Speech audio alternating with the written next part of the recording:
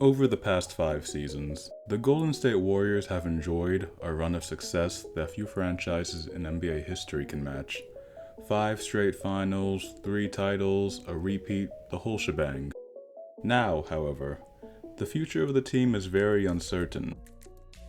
They lost in the NBA Finals to the Toronto Raptors, falling short of their goal of winning 3 straight championships. To make matters worse, they lost Kevin Durant in free agency, and Klay Thompson suffered a torn ACL, which means he'll miss most of next season. In 2016, the last time they lost in the finals, they had an easy solution: sign Kevin Durant. However, the 2019 offseason does not offer as easy of a fix. For the first time in what feels like a long time, the Warriors will not be the favorites to win the championship going into next season. So let's take a step back and look at how the Warriors became the best team in the NBA, and why they may no longer have that title in the future.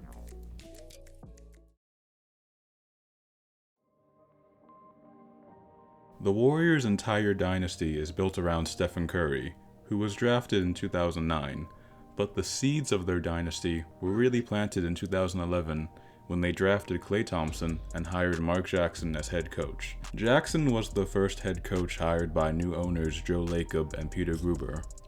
The 2011-2012 lockout-shortened season was a rough one, as Steph Curry missed most of the year due to ankle injuries.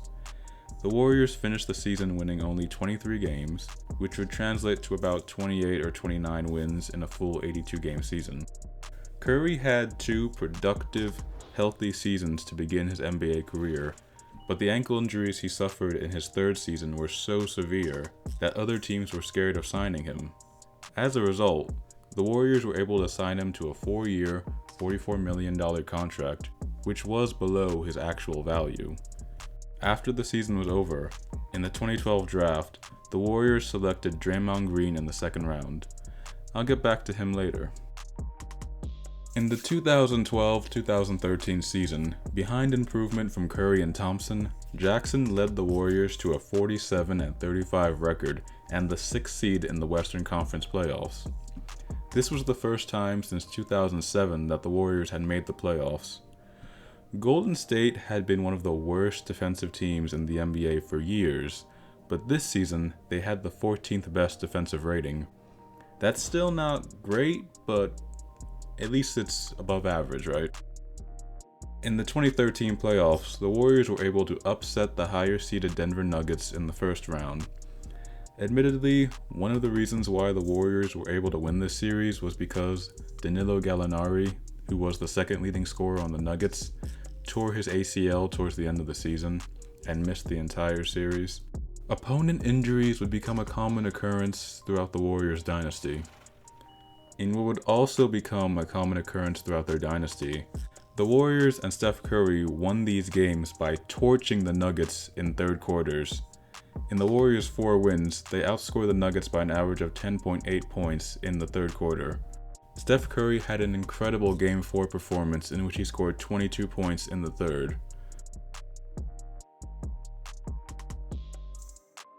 The Warriors went on to lose in the 2nd round to the eventual Western Conference champion San Antonio Spurs. Even though they lost, they gave the Spurs all they could handle in a tough 6-game series. They blew a 16-point lead in the final 5 minutes of Game 1, and even then the Spurs still narrowly escaped that game with a double OT victory. A rookie from Old Dominion. Here's Ginobili for 3.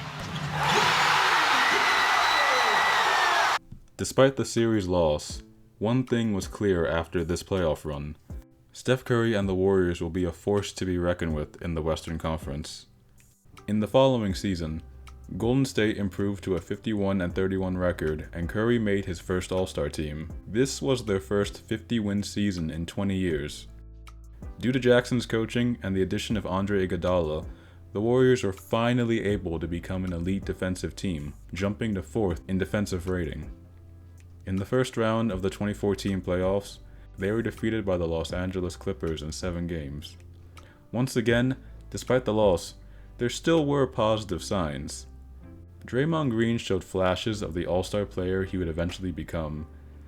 Also, Jackson ran a lineup that featured Green at center during this series. At the time, this was considered to be a very strange idea, but in the future that would become the Warriors' best lineup. After the series was over, Jackson was fired because the Warriors felt, despite him developing the team, he wasn't the right coach to get them to the next level. And they ended up being right about that. I've been talking a lot about the Warriors' defense, but haven't mentioned anything about their offense. Even though Jackson helped make their defense better, he never did much for their offense. They were consistently a middle-of-the-pack offensive team. They were like that before Jackson, and they were like that with Jackson. Their offense being average the last couple of seasons was especially disappointing because you would think a team with Steph Curry and Klay Thompson on it would be able to have at least a top 10 offense, but no. Bring in Steve Kerr. Contrary to popular opinion, the Warriors would not, I repeat, would not have gone on to have the same success they went on to have if they kept Jackson instead of Kerr. Jackson established their defense, but Kerr opened up their offense and Curry and Thompson's potential. As great as those two guys are, a lot of the stuff people praise them for nowadays should honestly be attributed to Kerr, or at least he should get some of the credit for it. I'll give you an example. People like to praise Steph's ability to move without the ball, but when Jackson was the coach, you rarely heard anyone talk about that.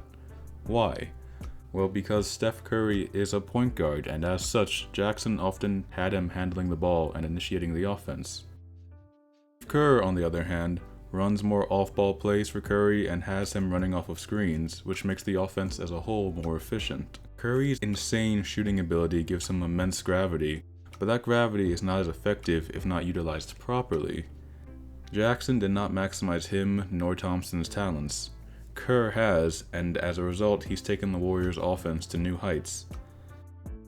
As much as people like to praise Steph's gravity, the Warriors were again never a top 10 offense until Kerr got there, and since hiring him, they have regularly been a top 3 offense and have posted some of the best offensive ratings in NBA history.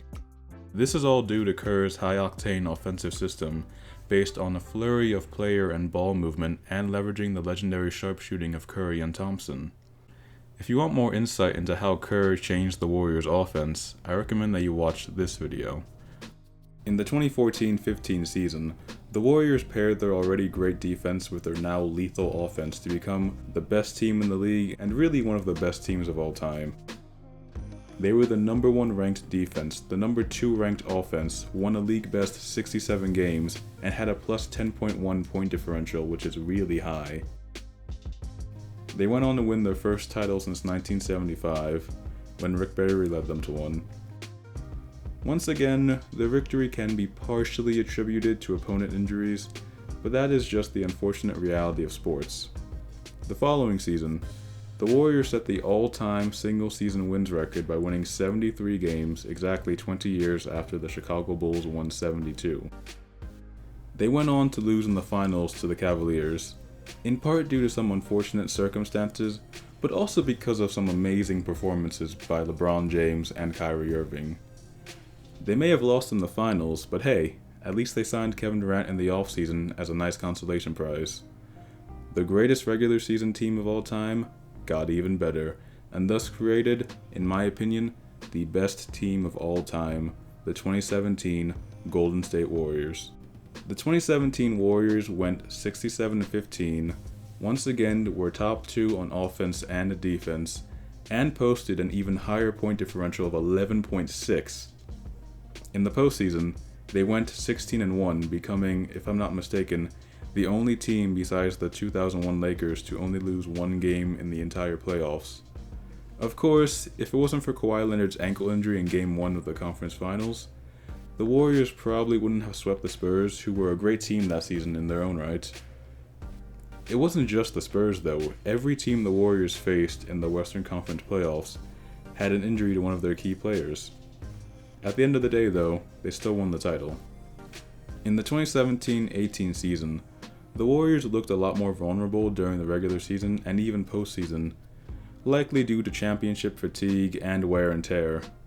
They won just 58 games, which is still pretty good, but a lot less than what they've been doing the previous 3 seasons. Their defensive rating slipped all the way down to 11. Historically speaking, teams that rank that low defensively usually don't win championships. Contrary to what many fans think, if a team struggles defensively during the regular season, it's usually very hard for that team to flip a switch and suddenly become great in the postseason. However, the Warriors did just that, and went from being an above-average defensive team in the regular season to an elite one in the postseason. In the conference finals, they just barely snuck by the Houston Rockets, who won 65 games that year. This is another series where the Warriors benefited from injuries to an opposing team's player. I really do think that if Chris Paul hadn't gone down, the Rockets would have won that series.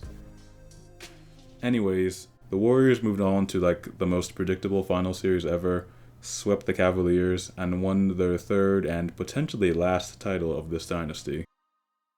And this all brings us to 2019, when the Warriors had another slightly underwhelming regular season, still made it to the finals but ultimately lost, falling short of a three-peat. Ironically, this time the Warriors got bitten by the injury bug, and they got bit hard. An Achilles injury and an ACL injury in a 2-game span, that's tough. I said on Twitter that the Warriors must have made a deal with the devil to help them win all these titles, which is why their opponents consistently had injuries. Now the devil is finally collecting his payment by taking the Warriors players out one by one. I mentioned a second ago that the 2018 title might be their last one, and if this is truly the end of the Warriors dynasty, then it's worth taking a moment to reflect on what the NBA world just witnessed the last 5 seasons. The ball movement stemming from the Warriors' egalitarian offense hasn't been seen in the NBA since the days of the Showtime Lakers, who averaged about 29.5 assists per game for a full decade, reaching the 30 assists per game mark twice. The Warriors have averaged about 29 assists per game over the last 5 years and have led the league in assists each one of those years, reaching the 30 assists per game mark once in 2016-17. They've posted 2 of the top 3 seasons by offensive rating since the NBA-ABA merger. They became the first team in NBA history to make 1,000 threes in a single season, led by Steph Curry's record of 402 in his unanimous MVP year. Since then, several teams have broken the record, but that truly is a testament to the influence of the Warriors on the entire NBA and how basketball is played. And of course, they've had the most regular season wins, 322, over a 5-year span in NBA history. By any stretch of the imagination, it has been an incredible ride.